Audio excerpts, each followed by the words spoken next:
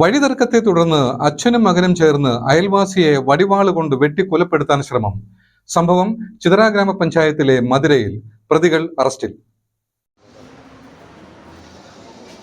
മധുര തോട്ടുമുക്ക് താമസിക്കുന്ന മംഗലത്ത് വീട്ടിൽ മോഹനൻ മകൻ 37 വയസ്സുള്ള ഷിജുവിനെയും മധുര തോട്ടുമുക്ക് താമസിക്കുന്ന വിനയം വീട്ടിലെ ഗിരീഷ്കുമാറിന്റെ ഭാര്യ വിനീത എന്നിവരെയാണ് അയൽവാസികളായ മധുര തോട്ടുമുക്ക് താമസിക്കുന്ന 70 വയസ്സുള്ള സോമനും അയാളുടെ 35 വയസ്സുള്ള മകൻ ആനന്ദും ചേർന്ന് വാളുകൊണ്ട് വെട്ടിക്കൊലപ്പെടുത്താൻ ശ്രമിച്ചത്.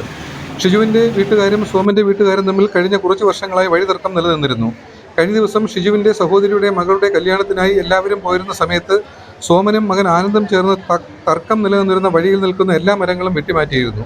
ഇത് സംബന്ധിച്ച് ഷിജുവും വീട്ടുകാരും അടുത്ത ദിവസം 29/4/2024 ഷിജുവിന്റെ വീടിന് മുൻവശം വെച്ച് ഇതിന് പോലീസിൽ പരാതി കൊടുത്ത കേസെടുക്കണമെന്ന് പറയുന്നത് സോമൻ കേൾക്കുകയും തുടർന്ന് സോമൻ മകൻ ആനന്ദും വലിയ വാളുമായി ഷിജുവിന്റെ വീട്ടിലേക്ക് അതിക്രമിച്ചു കയറി ഷിജുവിനെ തലയിലും വയറിലും കയ്യിലും തലങ്ങും വിലങ്ങും വെട്ടുകയായിരുന്നു.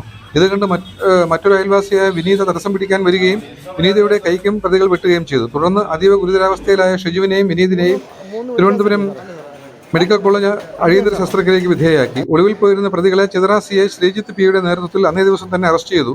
പ്രതി ആനന്ദിന് മുൻപും അടിപിടി കേസുകൾ നിലവിലുണ്ട്. പ്രതികളെ Kadakkal judicial first class magistrate കോടതി മുമ്പാകെ ഹാജരാക്കി റിമാൻഡ് ചെയ്തു.